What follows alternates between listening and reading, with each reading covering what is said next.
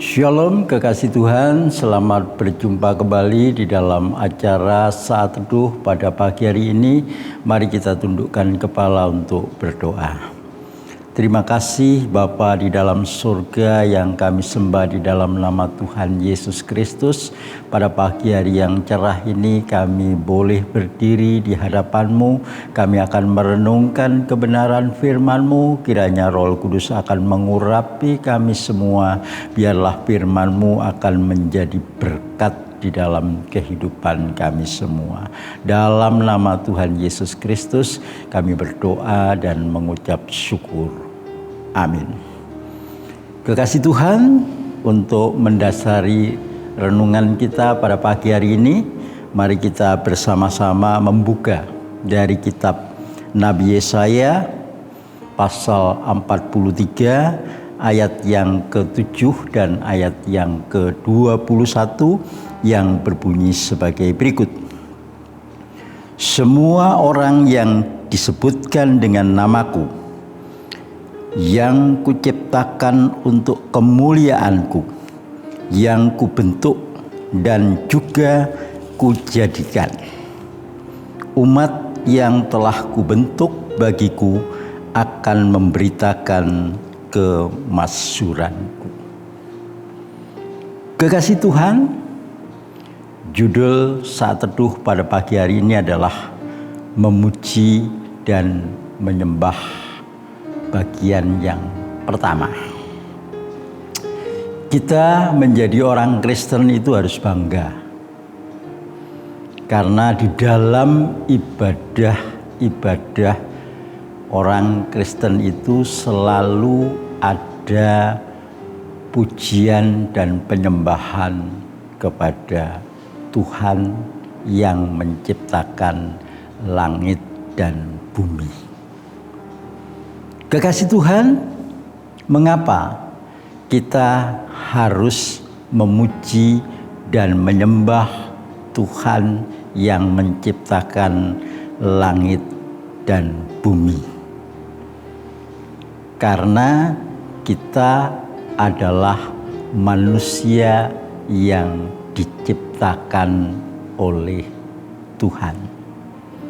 Dan kita diciptakan oleh Tuhan untuk memuji dan menyembah Tuhan, sebagaimana firman Tuhan yang sudah kita baca dan dengar bersama-sama tadi. Kekasih Tuhan, kita manusia diciptakan oleh Tuhan itu paling sempurna dari ciptaan-ciptaan yang lainnya. Manusia diciptakan dilengkapi dengan akal dan pikiran. Dengan akal dan pikiran itu supaya manusia bisa mengenal Allah lebih dalam. Manusia dapat memahami karya Allah yang begitu besar, sehingga manusia kagum kepada Allah. Dan setelah manusia itu kagum kepada Allah, maka manusia itu akan memuji dan menyembah kepada Allah. Kekasih Tuhan, kalau kita berbicara tentang pujian dan penyembahan, pujian dan penyembahan itu adalah suatu kegiatan yang bersifat kekal dalam kehidupan orang percaya. Mengapa saya katakan kekal? Karena memuji dan menyembah itu bukan hanya di saat kita hidup di dalam dunia ini, tetapi akan terus nanti kita akan memuji dan menyembah kepada Tuhan itu di dalam kerajaan surga. Oleh karena itulah firman Tuhan pada pagi hari ini memberikan pesan yang begitu luar biasa bagi kita orang-orang percaya, supaya kita menjadikan pujian dan penyembahan itu untuk menyenangkan hati Tuhan. Kalau kita bisa menyenangkan hati Tuhan, apa sih yang tidak akan diberikan Tuhan kepada kita? Oleh karena itu, di dalam pujian dan penyembahan itu harus betul-betul dari hati yang tulus. Pujian dan penyembahan yang kita lakukan di hadapan Tuhan itu bukan semata-mata supaya kita ini dipuji, dikatakan oleh orang lain sebagai orang yang taat kepada Tuhan.